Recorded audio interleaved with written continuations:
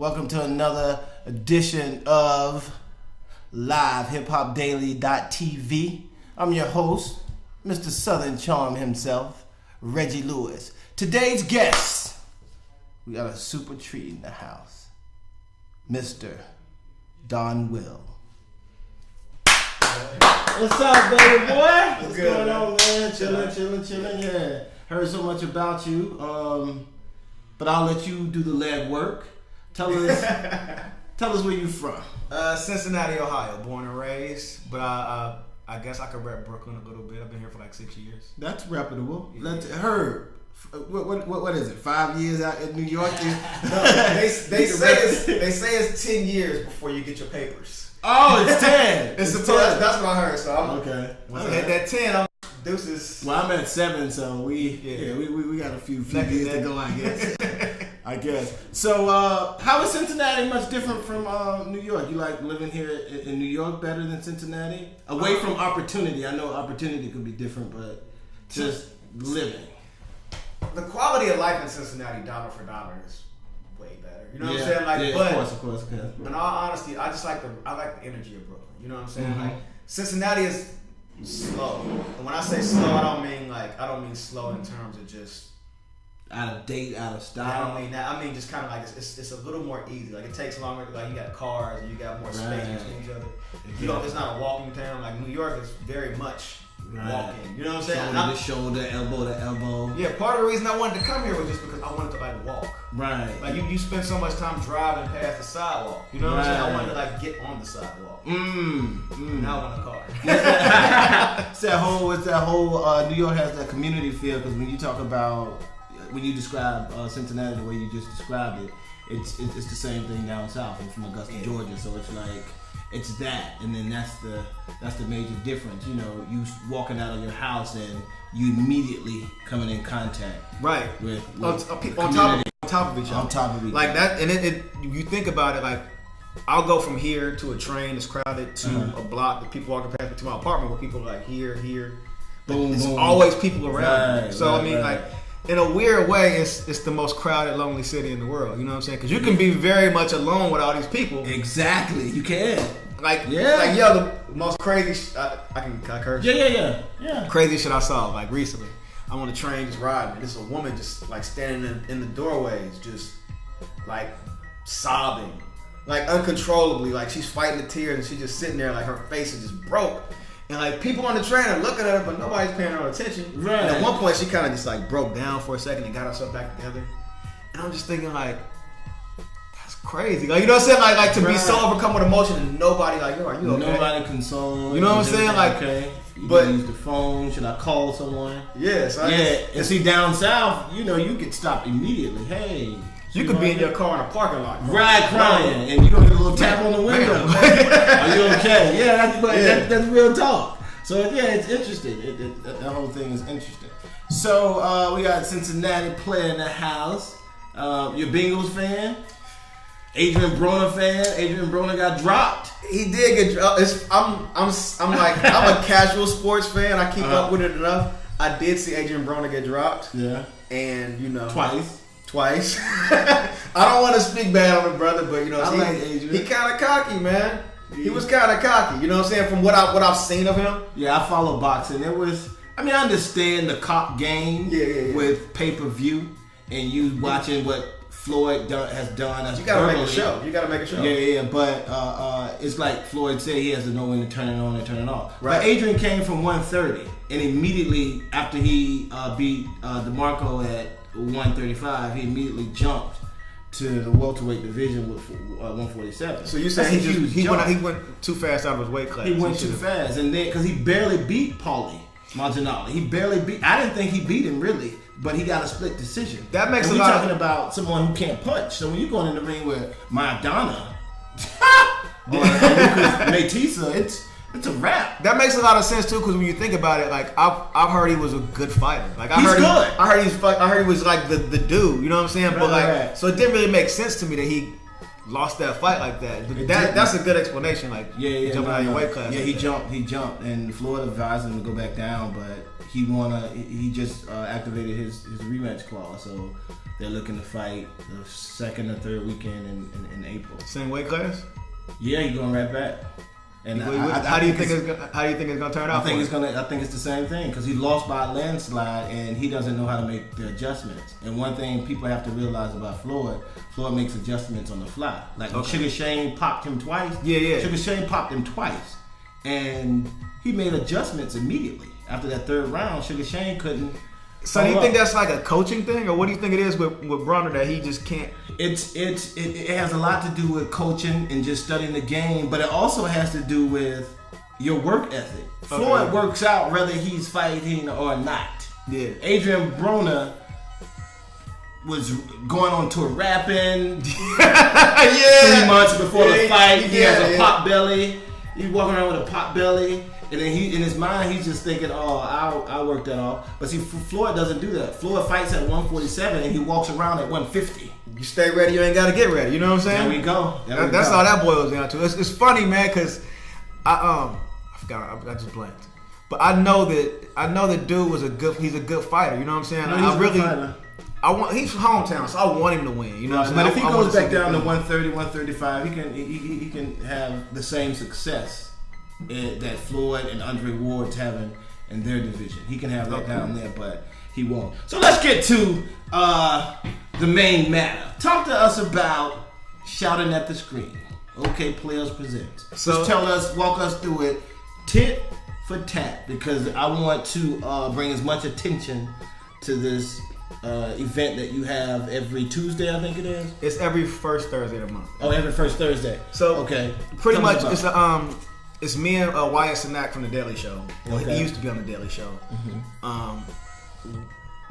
One day we were like watching some blaxploitation films at the crib, and I was just like, yo, we should get together and do this again. He's like, let's just do it at the theater. You know what I'm saying? Like that sort of thought in itself, he was thinking like we should make a show. Because like we were watching it, just how you watch films with your homies, you snap on them. You know what I'm saying? Like so, basically the premise of the event is that we show blaxploitation films only, and we do a lot like a running dialogue over it, kind of like Mystery Science Theater 3000.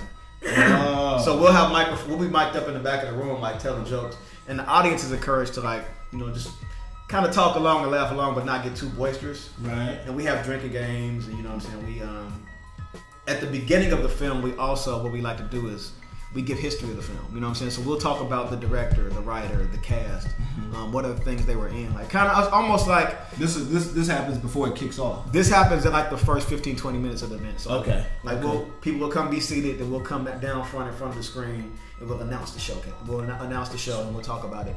We never advertise the film that we're showing. We just don't do it because why not? Licensing, you know what I'm saying? Like I was gonna say that. And in a lot of ways, the licenses for these films are probably like just small. You know, like you probably like some of these films are even out of print. Like some of this stuff is literally you can't get a copy of it anymore. Oh wow! You know what I'm saying? But like another reason we do it is just to sell the event more than the film. You know what I'm saying? Because if you think about it, if you see like the title of the film, like they showing Blackula, I already saw that. You wouldn't come. But the dialogue will always be different. We've shown repeat films, but the dialogue is always different. The crowd is always different interaction. So it's an event based around two personalities watching the film more as opposed to just the film itself. So how do you guys decide which film you're going to show? It plays a lot into the month. It plays a lot into current events. It plays a lot into just, first and foremost, it's what's screenable. Because a lot of this stuff is so archival that you make it a film that is the quality of it is sound quality.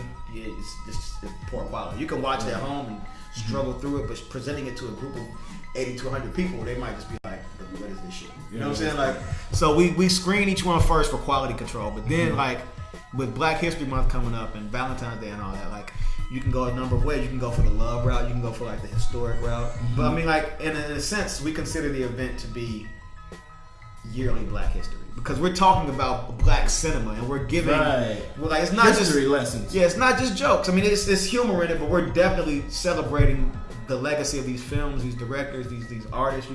Actors. And but I think that's a creative and cool way, an engaging way to sort of get that message out. You add humor to it, and then you keep the people interested. You know? Yeah, I mean, because I don't really necessarily consider myself a comedian per se. Like I've done stand up before, just to give it a shot, and I probably will do it. I want to do it again. It was terrifying, but that shit was terrifying. But I want to do it again. But like, I think I'm a naturally funny person. You know what I'm saying? So just hanging out with Wyatt and just kind of like working on this event and like doing other things in this same kind of I guess genre, in the same kind of way.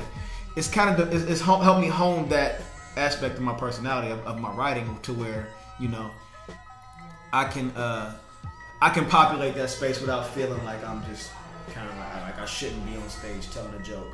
You know? Right. So it's been an interesting journey. So going to this event, is it one of those events where you can go hang out with the homeboys, or it's a date, or depends on? It depends on. I mean, it's either but or. We don't really advertise the film, so we wouldn't really know. So, like all of the films you can take it. I've seen people come on dates. You know what I'm saying? I've seen people bring dates. Like, and beforehand we have an hour long like kind of happy hour thing that happens. Oh, that's cool. DJ, you know what I'm saying? So you come drink, get nice, and the film starts. Right. And it's very much like if I was going on a date to a movie, I wouldn't. That's like a fourth date. You know what I'm saying? Like you think about going to movies with a girl you don't really know. You can't talk to her. You're just kind of watching a movie with her. You can do that at home, and But like shouting at the screen, it's encouraged to talk. Right. So if you're in the middle of the film, of the audience, like shooting the shit, then you lean over and say something cute to your girl or whatever. That's totally fine. In a movie theater, you can't talk. Do that. Yeah. If you take your girl to see fucking Anchorman 2, and you trying to get in her ear, people might be like, yo, shh. Popcorn thrown at your ice cubes from the drink. Yeah, it sort of reminds me of, I did 2 shows at the Billie Holiday Theater over here in Brooklyn. Yeah, the one on Restoration. Fulton. Restoration. Right. And boy, you talk about talk back. What?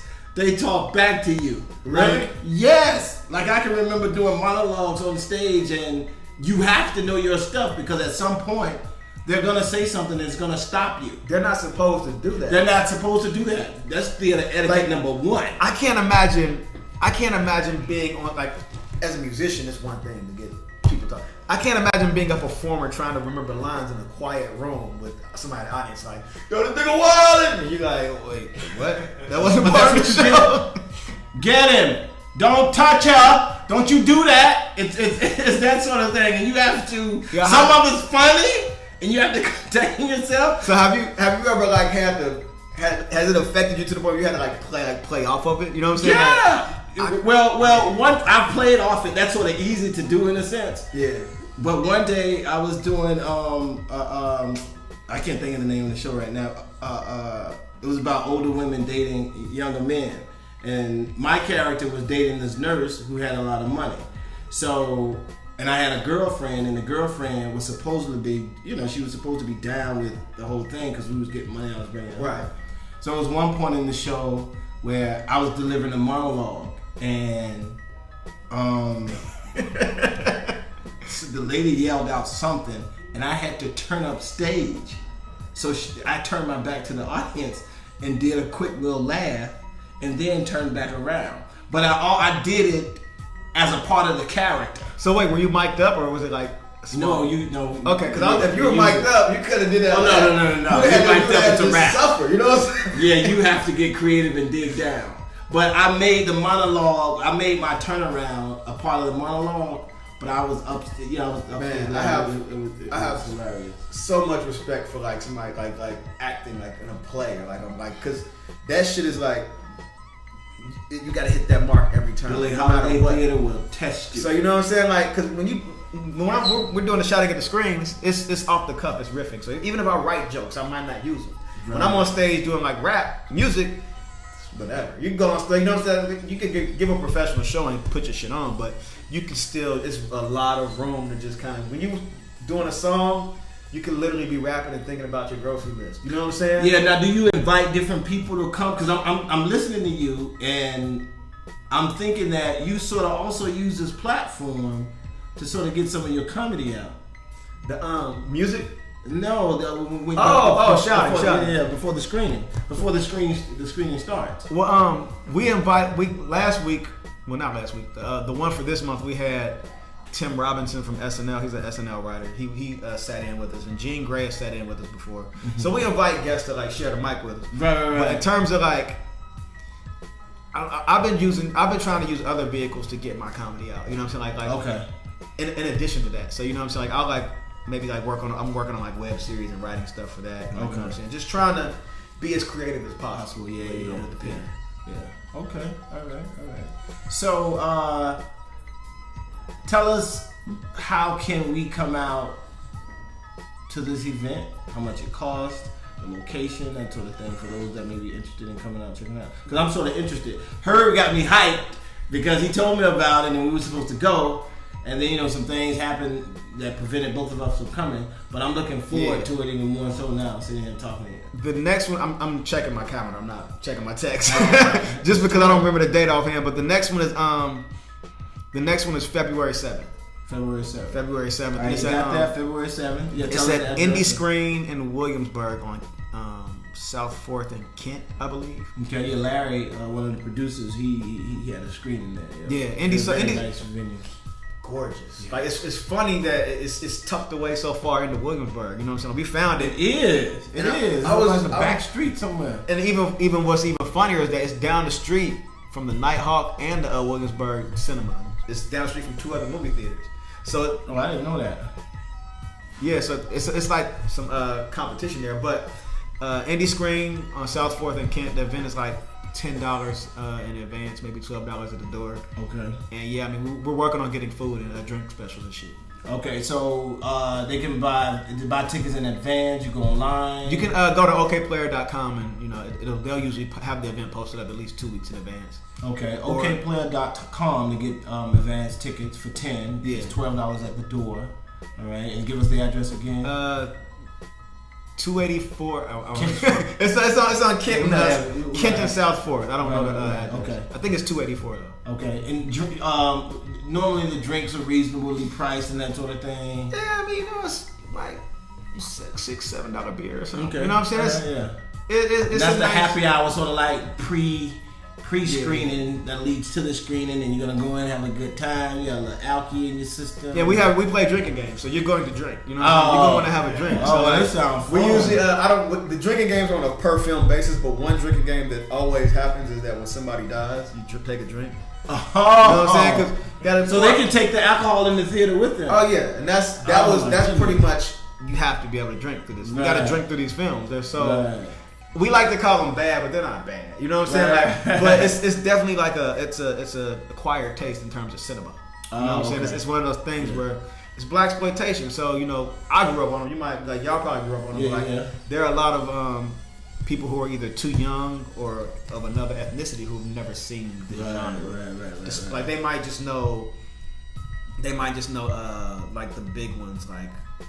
Why am I blanking on names? The Mac. I blanked on them yesterday. Yeah, they might know like the big ones, but they don't know. Brown. We only show the obscure joints. Like we don't show like Foxy Brown or the Mac.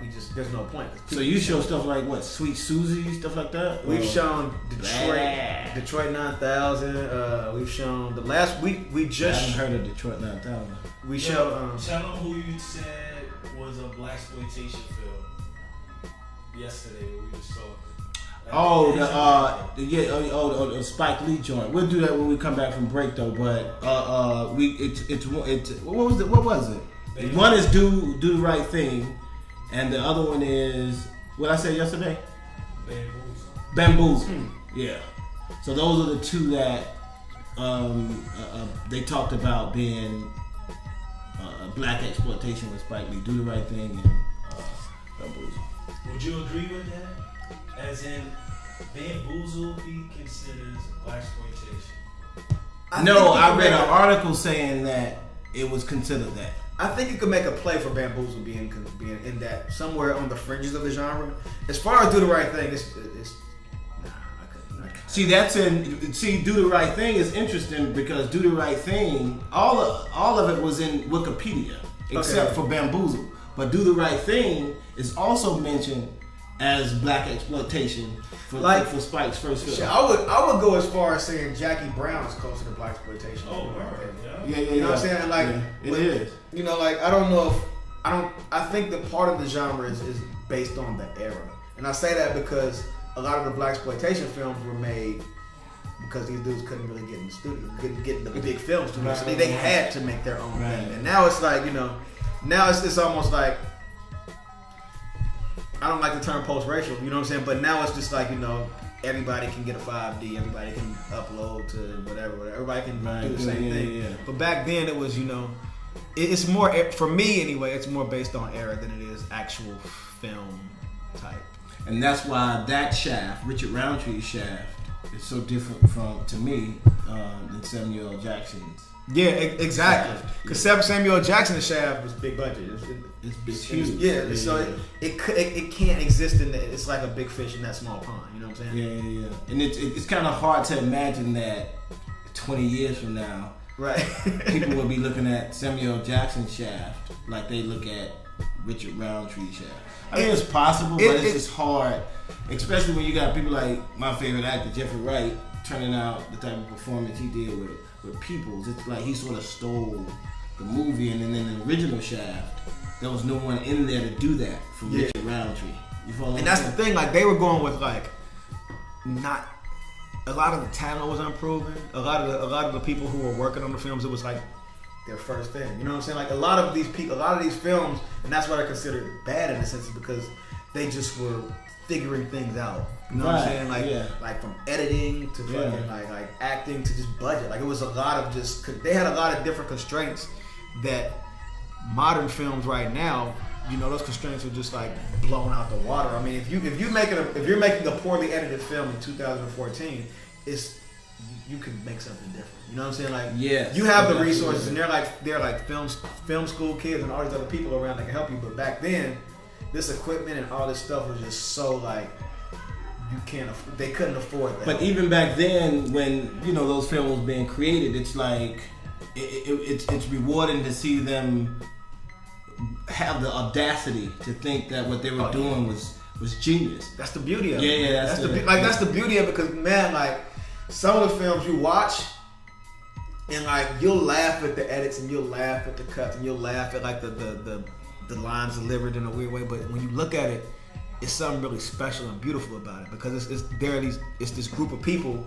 who are just like, fuck it, I'm gonna defy the odds. Like, I can't make a film, I'm making a fucking film. Exactly. And I'm gonna show it in the theater. You know what I'm saying? Like that spirit still exists, but it's something even more beautiful about it existing in the black world. And existing in a world where we were so insulated and shut off from America that these films were only popular because they ran the chitless circuit through theaters across the nation. They weren't in big theaters. They were in art theaters. We don't have theaters anymore. So it's almost like celebrating these films is celebrating a part of us, and it's celebrating a part of our culture that not only doesn't exist but can't exist. Like, we can't go back to the time where we were segregated or drawn. Even like when you look at Chicago, a town that's very much segregated by racial lines, and it's not really discussed, but it's very much from block to block. It's like white, black.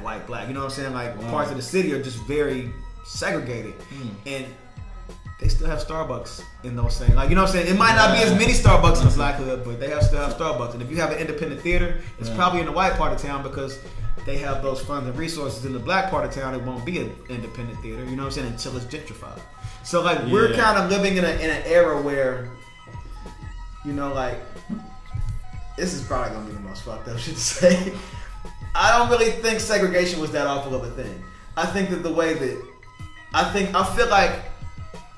feel like if we were more self-sufficient, you know, right now, if we were more into like you know, instead of letting people come in and gentrify where we live, let's just beautify where we live. You know what I'm saying? And make it so that they want to come there because of what it is and not because of the potential. You see what I'm saying? Like when people move to the hood, like when some cats are like, I'm about to move to Bed-Stuy because it's, you know what I'm saying, it's cheaper rent, blah, blah, blah, blah. They're coming in seeing potential.